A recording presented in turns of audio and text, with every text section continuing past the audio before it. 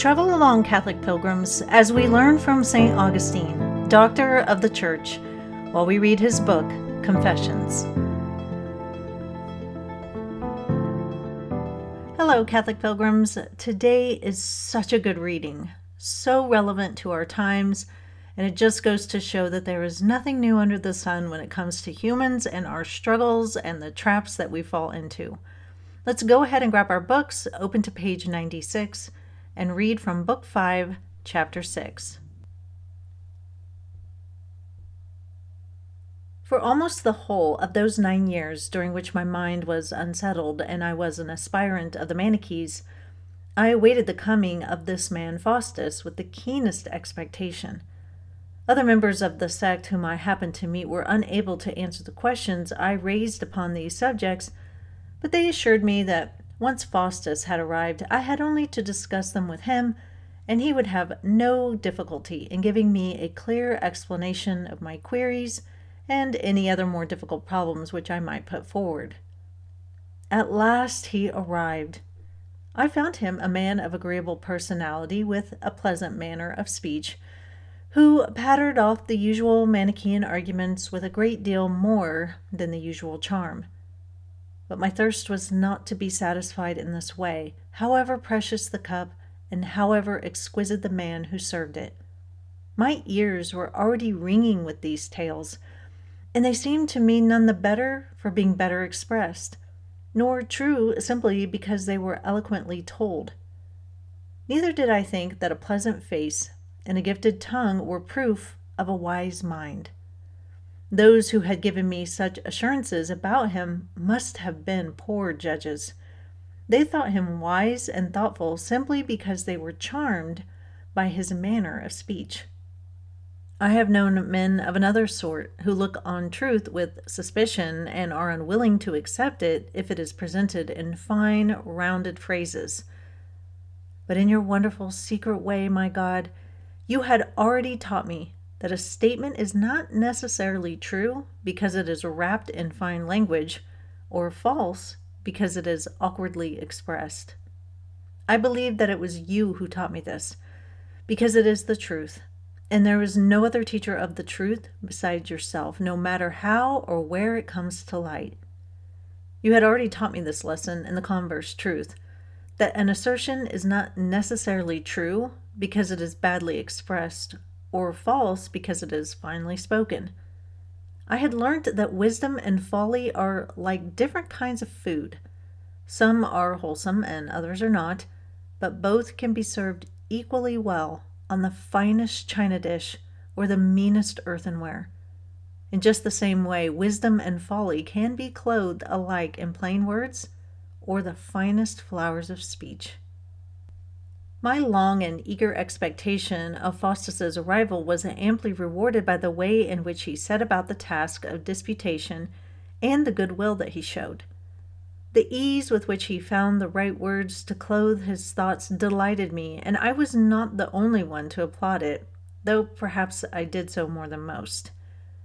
But I found it tiresome, when so many people assembled to hear him, not to be allowed to approach him with my difficulties and lay them before him in the friendly give and take of conversation.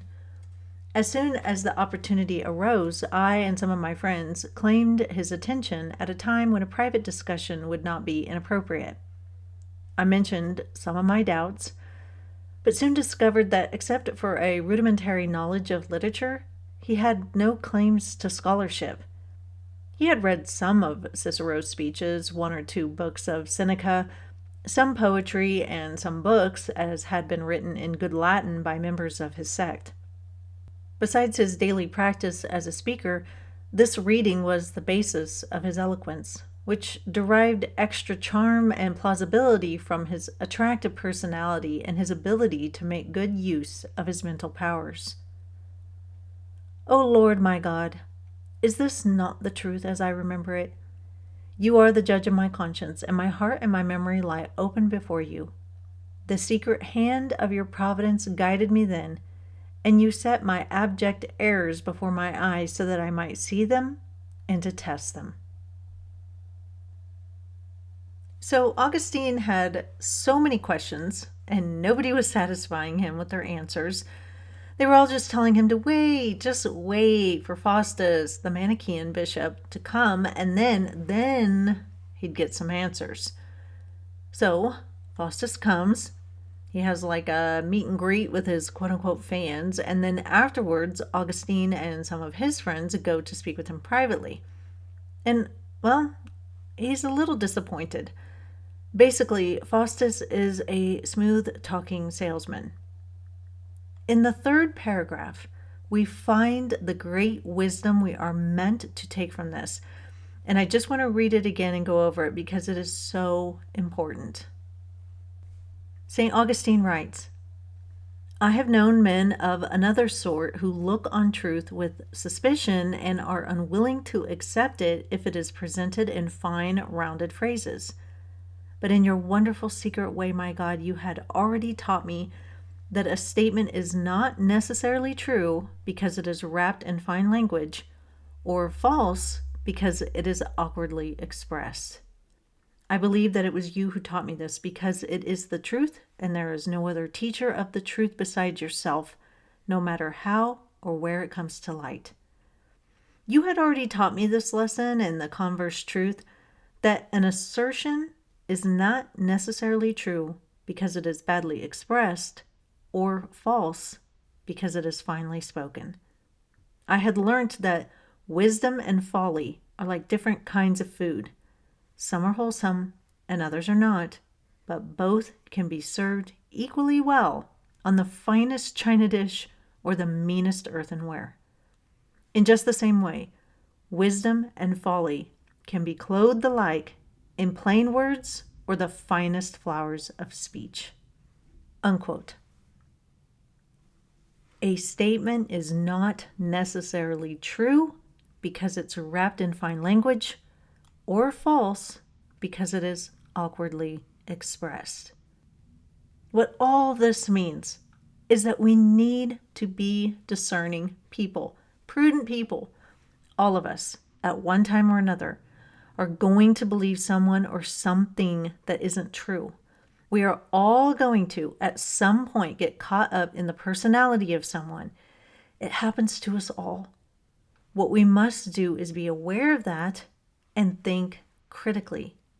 Just because someone you like says something wrong doesn't mean you have to abandon them completely, unless they say something like evil and completely awful.